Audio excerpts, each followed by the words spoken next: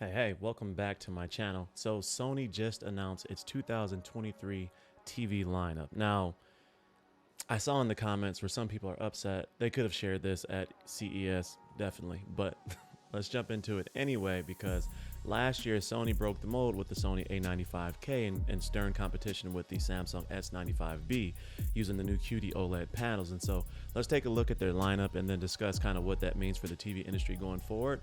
Now, with that being said, they did not announce very much today. What they did announce was just the lineup, and they did kind of like a Matrix style Apple event type.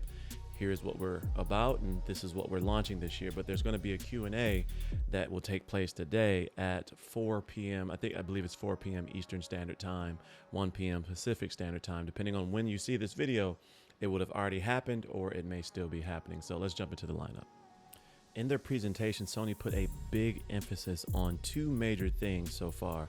One is going to be spatial sound. They're going to be focusing heavily this year on spatial sound and that experience from a sound standpoint, as well as culminating 60 years of experience, as they say, into their new cognitive XR processor. And it's the 2023 version that they're going to be launching this year, very similar to last year, but they're calling this one Clear Image. And so Clear Image is going to basically try to improve upon their motion handling as well as clarity of picture and removing all judder and different things like that in the experience.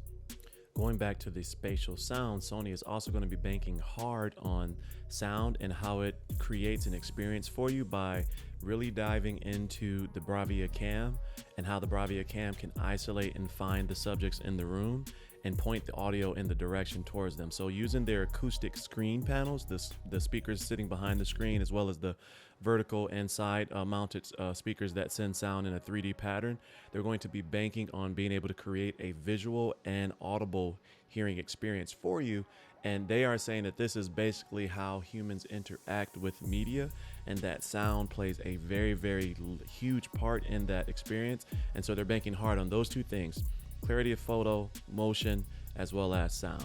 Now, they did hint at, but did not go into detail on how they will use color in their panels and displays going forward in order to also give that experience. Now, in the past, they have been very clinical in how they approach color, but they've been scrutinized by, people that buy Samsung style displays because of their lack of vibrance sometimes, because they are so focused on the clinical aspect of the picture.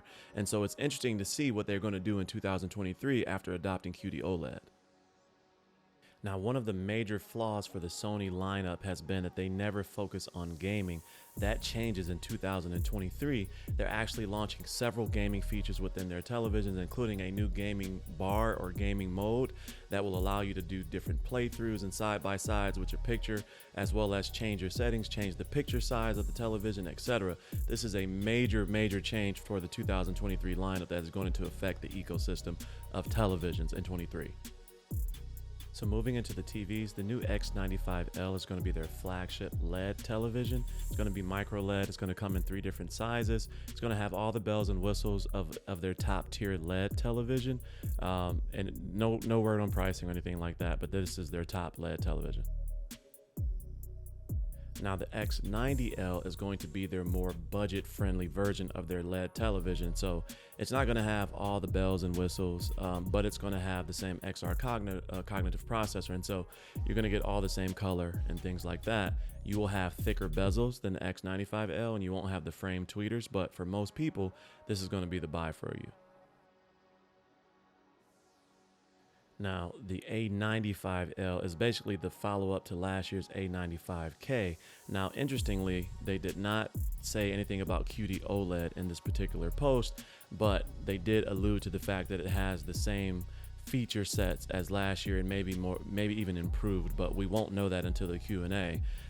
But for your gamers, this may be the one for you. And as you can see, they've changed the stand to make this more appealing and easier to move around. So they finished the broadcast out talking about the A80 OLED, A80L or whatever they're calling it, which is their budget version of their OLED going forward. So it's Still to see if that's going to use the LG panel or if it's going to switch to a QD OLED as well, as they did not mention that in this broadcast. Now, there will be more to come later on this afternoon at 4 p.m. Eastern, but that's pretty much the lineup as they explained it today. And then they talked about sound bars in the HT9, which was a groundbreaking surround sound system that they launched last year. And so stay tuned for more information and more content around the Sony lineup. The presentation was kind of lackluster, but I think they did a great job because they created intrigue and they created the fact that you have to come back later to find out more information. So in that sense, they did a great job in creating the appeal and creating the buzz, right? So let's start talking about it, and then you guys show up later with your questions. So let me know any questions you may have in the comment section below. As always, stay cozy in that crazy world, and I'll see you in the next video. Peace.